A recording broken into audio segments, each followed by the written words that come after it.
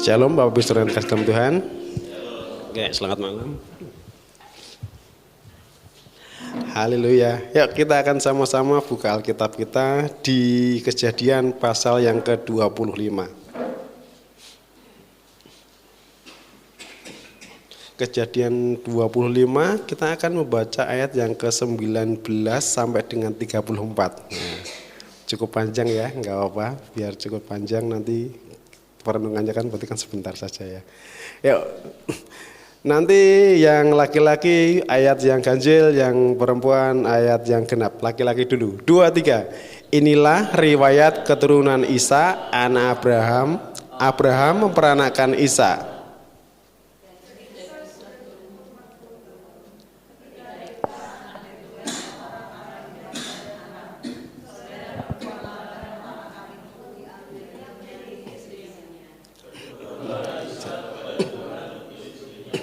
Sebab istrinya itu mandul, Tuhan mengabulkan doanya sehingga Ribka istrinya itu mengandung.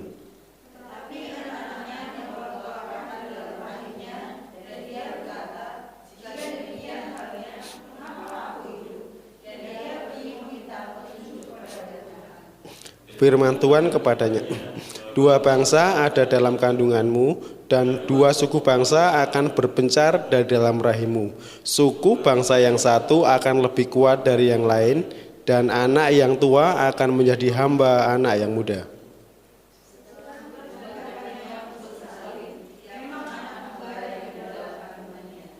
Keluarlah yang pertama, warnanya merah, seluruh tubuhnya seperti jubah berbulu, sebab itu ia dinamai Esau.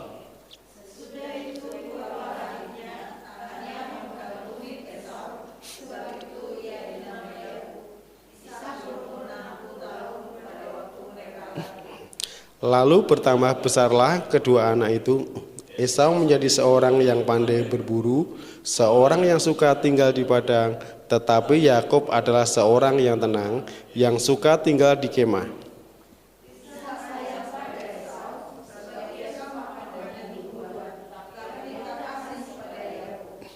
Pada suatu kali, lalu datanglah Esau dengan lelah dari padang.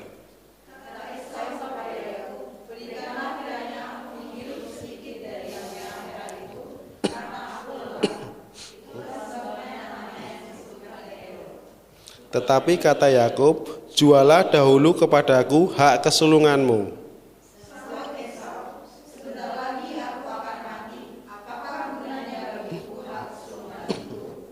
Kata Yakub, bersumpahlah dahulu kepadaku, maka bersumpahlah ia kepada Yakub, dan dijualnyalah hak kesulungan kepadanya.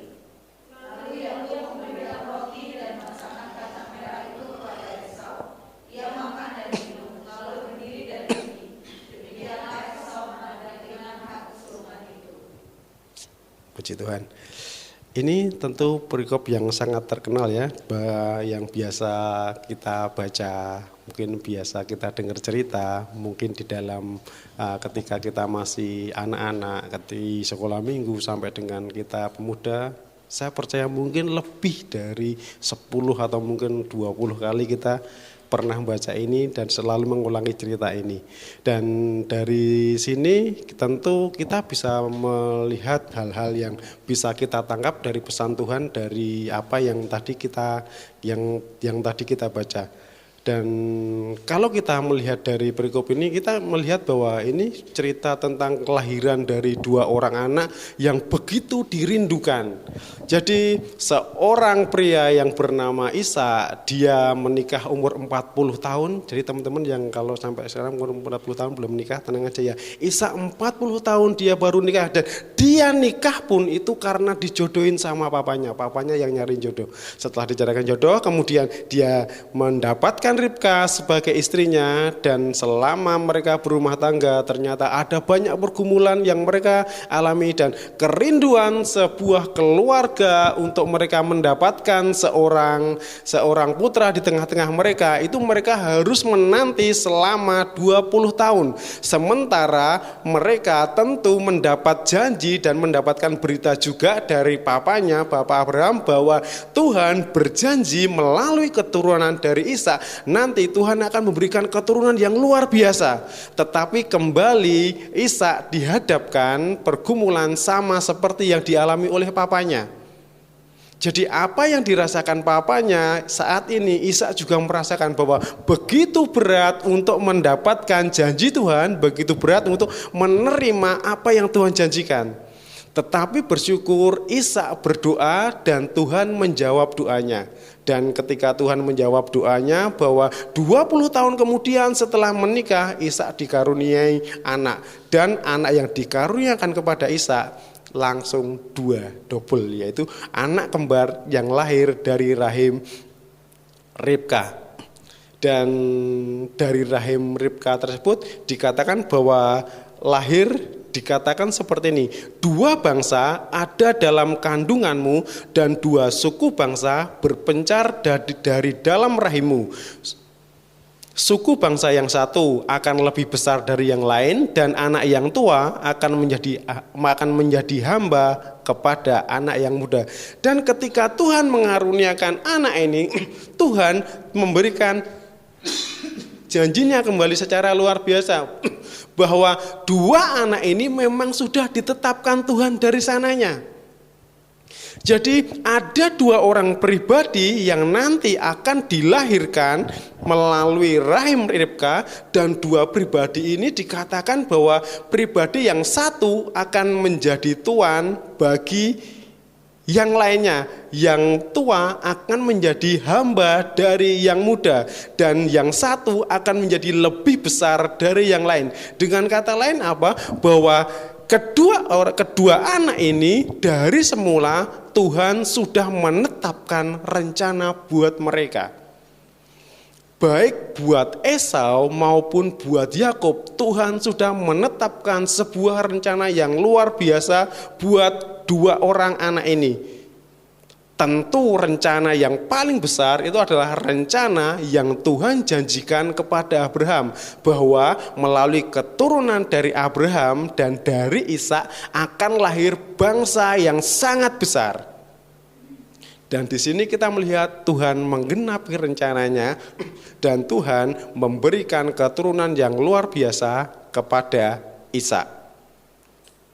Jadi dengan kata lain, saya mau katakan seperti ini. Tuhan sudah menetapkan rencana bagi hamba-hambanya. Buat saya, buat teman-teman semua, kalau Tuhan sebagaimana Tuhan menetapkan rencananya untuk Esau dan Yakub, saya percaya Tuhan juga sudah menetapkan rencananya buat kita. Dan dari rencana Tuhan yang ditetapkan buat kita masing-masing, tentu dari pribadi-pribadi tersebut Tuhan memberikan atau Tuhan menuntut tanggung jawab dari setiap orang atas kepercayaan yang melekat atau diberikan kepadanya. Maksudnya seperti ini. Ketika 2 pribadi ini lahir, tentu kita tahu bahwa yang tua itu adalah Esau. Esau yang dianggap sebagai anak sulung.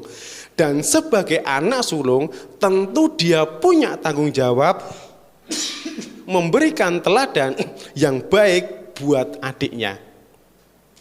Dia menunjukkan tanggung jawab sebagai seorang kakak, di mana dia menjadi seorang pelindung bagi adiknya. Dia menjadi kekuatan bukan hanya untuk melindungi adiknya, tapi juga buat keluarganya. Tetapi pada perikop yang tadi kita baca, kita melihat bahwa ada tanggung jawab yang tidak dilakukan di sini, yaitu Esau dia melalaikan tanggung jawabnya. Ayat 29. Pada suatu kali Yakub sedang memasak sesuatu, lalu datanglah Esau dengan lelah dari padang. Kata Esau, berikanlah kiranya aku menghirup sedikit dari yang merah-merah itu, karena aku lelah. Itulah sebabnya namanya disebutkan Edom. Tetapi kata Yakub, jualah dahulu kepadaku hak kesulungannya. Saud Esau, sebentar lagi aku akan mati. Apakah gunanya bagiku hak kesulungan itu? Ada sesuatu yang melekat pada diri Esau. yaitu dia sebagai anak sulung, dia tentu memiliki hak kesulungan. Hak kesulungan itu apa? Salah satunya dia mesti bertanggung jawab mengelola 2/3 dari apa yang dimiliki oleh keluarganya. 2/3 apa yang diwariskan dari orang tuanya dia harus kelola. Kalau dengan kata lain, dia harus bertanggung jawab dengan harta yang dimiliki oleh Ishak 2/3 banyaknya. Tentu ini harus dia kerjakan dengan sungguh-sungguh supaya apa? Supaya apa yang dikerjakan Ishak akan tetap terus berjalan dengan baik dan dia juga menjadi teladan yang baik buat adiknya. Tetapi kita melihat di sini Esau dia sebagai anak sulung dia mengabaikan apa yang melekat kepadanya. Bahkan dia dikatakan di ayat yang ke 34, lalu Yakub memberikan roti dan masakan kacang merah itu kepada Esau, ia makan dan minum lalu berdiri dan pergi. Demikianlah Esau memandang ringan hak kesulungan itu. Jadi sesuatu tanggung jawab yang diberikan kepada Esau, tanggung jawab yang harusnya dia pelihara, dia jaga dengan baik-baik, itu diabaikan oleh Esau. Kalau teman-teman buka di terjemahan lama itu kalimatnya puitis sekali. Demikianlah Esau menghinakan hak kesulungannya. Jadi bagi Esau ternyata hak kesulungan itu pada saat itu benar-benar dianggap tidak berarti. Jadi dia mengabaikan tanggung jawab yang besar yang diberikan Tuhan kepadanya dalam keluarganya, dan dia dengan sadar, dengan sengaja mengabaikan hak dan tanggung jawab itu. Dan tentu ini bukan sesuatu yang baik. Kenapa? Karena di perikop yang berikutnya kita melihat bahwa Esau benar-benar kehilangan kesulungan itu. Jadi yang pertama yang bisa kita pelajari tadi bahwa Tuhan sudah menetapkan rencana untuk hamba-hambanya. Yang kedua, sebagai hamba, setiap orang bertanggung jawab atas kepercayaan yang melekat atau diberikan kepadanya. Kita melihat tanggung jawab yang harusnya dikerjakan oleh Esau menghinakan tanggung jawab itu. Esau memandang rendah hak kesulungannya, Esau mengabaikan hak kesulungannya, dan dia memandang hak kesulungannya itu sesuatu yang tidak berarti pada saat itu. Itu yang kedua. Kemudian yang ketiga, sebagai seorang hamba, kadang-kadang seseorang itu akan mendapatkan sebuah perkataan atau mendapatkan sebuah pernyataan yang membuat tidak nyaman, bahkan dari Tuhan sendiri. Kita akan lihat ya, Esau dia adalah seorang hamba dan dia sudah dinubuatkan memang menjadi seorang hamba. Tetapi ada beberapa kalimat itu yang kalau dirasakan itu membuat sangat-sangat tidak nyaman. Kita baca di ayat 23. Dua bangsa ada dalam kandunganmu dan dua bangsa akan berpencar dari dalam rahimmu. Suku bangsa yang satu akan lebih kuat dari yang lainnya. Kemudian kalimat terakhir, dan anak yang tua akan menjadi hamba anak yang muda. Sangat-sangat tidak nyaman kalau didengar ketika suasana hati tidak enak. Dengan kata lain, Esau akan menjadi hambanya Yakub. Kakak Esau akan menjadi hamba dari didik Yakub. Kemudian kita baca lagi di pasal 27 ayat yang ke-37. 27 ayat yang ke-37.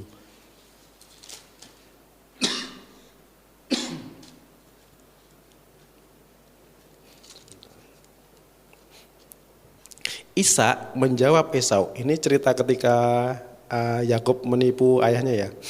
Katanya, sesungguhnya telah kuangkat dia menjadi tuan atas engkau, dan segala saudaranya telah kuberikan kepadanya menjadi hambanya, dan telah kuberkati dia dengan gandum dan anggur. Maka kepadamu apalagi yang dapat kuperbuat ya anakku? Ini lebih menyakitkan lagi. Yang ngomong papanya. Saya ulangi lagi ya. Sesungguhnya telah kuangkat dia menjadi tuan atas engkau, dan segala saudaranya telah kuberikan kepadanya menjadi hambanya, dan telah kubekali dia dengan gandum dan anggur. Maka kepadamu apalagi yang dapat kuperbuat ya anakku? Nah, dia sudah kuangkat jadi tuanmu. Esau, Yakub sudah ditetapkan menjadi tuanmu. Semuanya yang ada padaku sudah kuberikan kepadanya. Apa yang bisa aku berikan lagi kepadamu?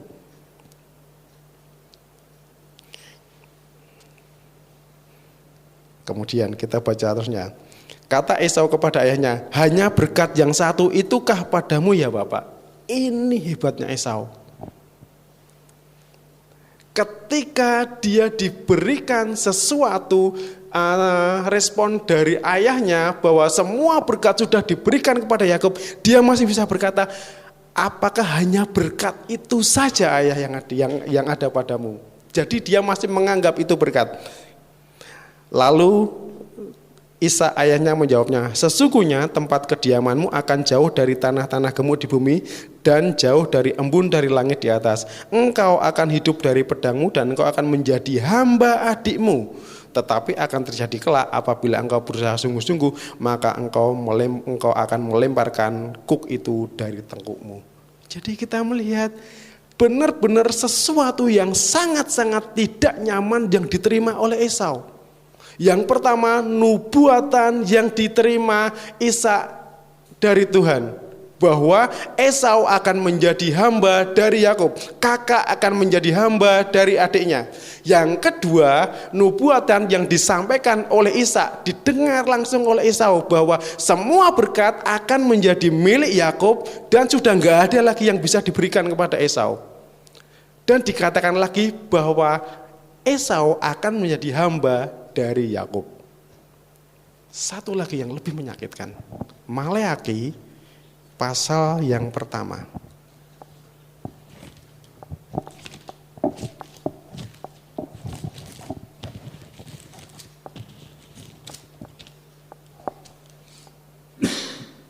Ayat 2 dan 3. Aku mengasihi kamu firman Tuhan, tetapi kamu berkata, dengan cara bagaimanakah engkau mengasihi kami? Bukankah Esau itu kakak Yakub? Demikianlah firman Tuhan. Namun aku mengasihi Yakub, tetapi membenci Esau. Sebab itu aku membuat pegunungannya menjadi sunyi sepi, dan tanah pusakanya aku jadikan padang gurun. Ini kata Tuhan.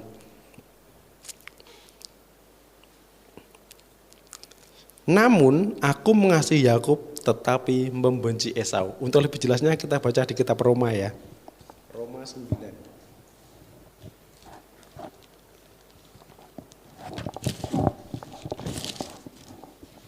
Roma 9 ayat yang ke-13. Seperti ada tertulis, aku mengasihi Yakub tetapi membenci Esau. Ayat 12 saja kita baca dari ayat 12. Dikatakan kepada Ribka, anak yang tua akan menjadi hamba anak yang muda. Seperti ada tertulis, aku mengasihi Yakub tetapi membenci Esau. Ini kata-kata yang sangat menyakitkan. Yang ngomong Tuhan sendiri. Sorry I hate you, but I love your brothers. Ini kata-kata yang sangat menyakitkan, yang dikatakan Tuhan kepada anaknya, yang dikatakan Tuhan kepada hambanya. Dua orang dari rahim yang sama, dilahirkan di hari dan waktu yang sama, di usia yang sama, tetapi dikatakan dengan perbedaan yang luar biasa. Aku mengasihi Yakub, tetapi aku membenci Esau. Bagi Yakub it's okay, menyenangkan ketika kita mendengar perkataan dari orang, ketika orang mengatakan aku mengasihi engkau, tentu itu sangat membuat kita nyaman. Tetapi ketika dikatakan aku membenci engkau, dan yang mengatakan itu adalah Tuhan, saya pikir ini bisa benar-benar sangat menjatuhkan seseorang. Bagaimana Tuhan yang luar biasa itu, Tuhan mengatakan bahwa Dia dengan terang-terangan Tuhan membuat diskriminasi yang real. Aku mengasihi Yakub tetapi membenci Esau. Seperti yang saya katakan tadi, kadang-kadang ada perkataan Tuhan, ada firman Tuhan yang membuat kita tidak nyaman. Seperti halnya yang diterima oleh Esau ini. Terus kalau kita menerima sesuatu yang tidak menyenangkan hati kita, yang membuat kita tidak nyaman, apa yang mesti kita lakukan? Bagaimana respon kita? Tentu respon kita akan percaya dengan karakternya Tuhan ya. Sekarang kita lihat ya, anugerah Tuhan. Yuk kita baca di Kejadian 32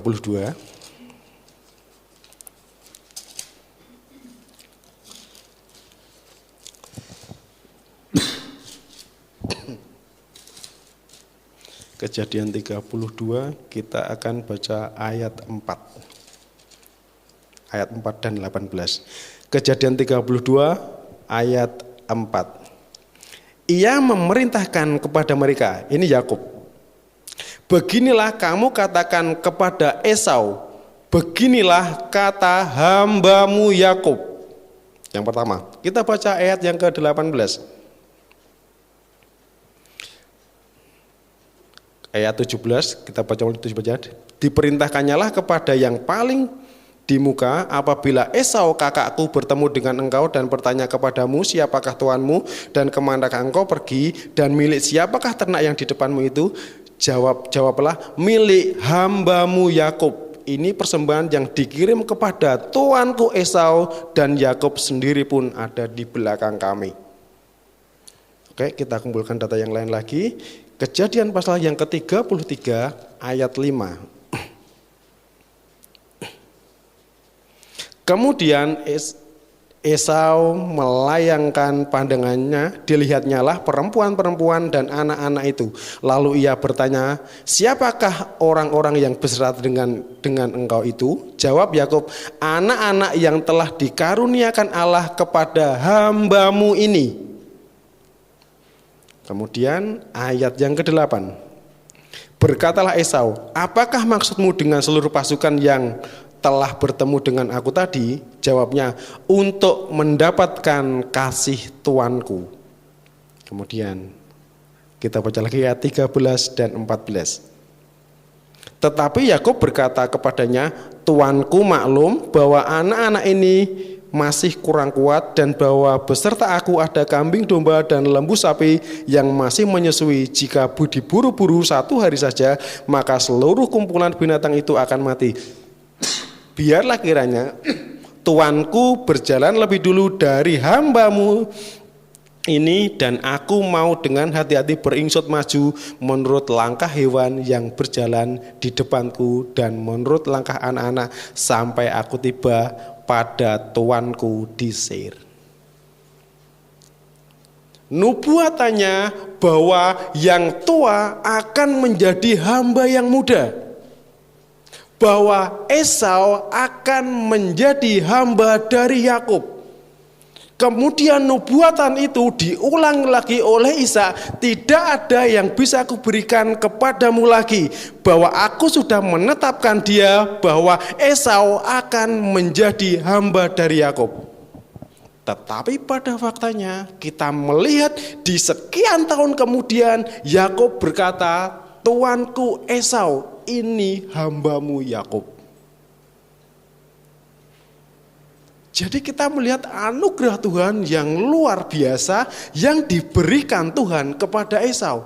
Sementara kita melihat fakta tadi bahwa ada hal yang membuat Esau tidak nyaman dari nubuatan yang disampaikan, itu benar-benar sangat tidak menyukakan hati Esau, sangat membuat tidak nyaman. Tetapi kenyataannya Tuhan menganugerahkan hal yang sebaliknya.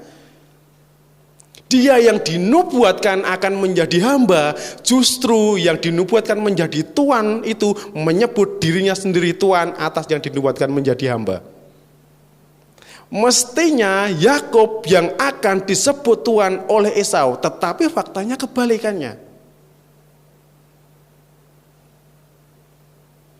Jadi ketika ada firman Tuhan yang membuat kita tidak nyaman, percayai karakter Tuhan. Ketika kita menerima sesuatu yang tidak nyaman, ada firman Tuhan yang menegur kita, yang rasa-rasanya ini sesuatu yang tidak baik yang ditujukan kepada saya. Percayalah karakter Tuhan. Dia punya anugerah dan anugerahnya itu luar biasa. Dan Tuhan tidak segan-segan membalikkan apa yang pernah dinubuatkan oleh orang yang sudah dia teguhkan, tapi benar-benar memberikan anugerah yang luar biasa sehingga apa yang kita takutkan, apa yang menjadi sesuatu tidak nyaman, Tuhan balik menjadi sesuatu yang luar biasa. Dan bukan hanya itu saja. Di ayat yang ke-9 pasal 33, tetapi kata Esau, aku punya banyak adikku, peganglah apa yang ada padamu. Jadi ketika Yakub menawarkan persembahan kepada Esau, kalau di firman Allah yang hidup dikatakan seperti ini, Esau menjawab sambil tertawa, udah dek, aku punya banyak. Dalam bahasa Jawa ditambahi lagi, dek, aku punya banyak. Tetaplah lestari apa yang ada padamu. Tetaplah yang ada padamu, tetap ada padamu dan akan bertumbuh dan menjadi luar biasa. Yang ada padamu biarlah tetap ada padamu. Jadi bahwa Esau selain dia menerima anugerah untuk dia akhirnya mendapatkan sesuatu yang tidak seperti yang dia takutkan, Esau juga diberkati dengan berlimpah. Dan satu lagi, kalau kita baca di Kejadian pasal yang ke-36, di situ kita akan mendapatkan keturunan Esau. Dan di situ kita akan melihat keturunan yang luar biasa. Kemudian dari situ ketika kita lihat bahwa keturunan Esau itu ternyata Esau di pasal 36 mulai ayat yang ke-31. Inilah raja-raja yang memerintah di tanah Edom. Edom itu adalah Esau. Sebelum ada seorang raja memerintah atas orang Israel. Jadi Esau itu menurunkan raja-raja jauh sebelum Yakub menurunkan anak-anaknya dan menjadi sebuah bangsa yang besar dan kemudian menjadi raja. Esau sudah menurunkan raja-raja. Jadi kita melihat penggenapan dari janji Tuhan yang luar biasa kepada Abraham, bahwa Abraham akan memiliki keturunan yang luar biasa yang menjadi berkat bagi banyak bangsa. Dan di sini keturunan Abraham dari garis Esau, kita melihat data di Alkitab bahwa ada raja-raja yang sudah diturunkan oleh Esau jauh sebelum yang namanya kerajaan Israel itu muncul. Jadi bahwa Tuhan itu memiliki rencana yang terbaik buat kita hamba-hambanya. Apa yang perlu kita lakukan? Tetap percaya firman dan karakternya. Tuhan Yesus memberkati.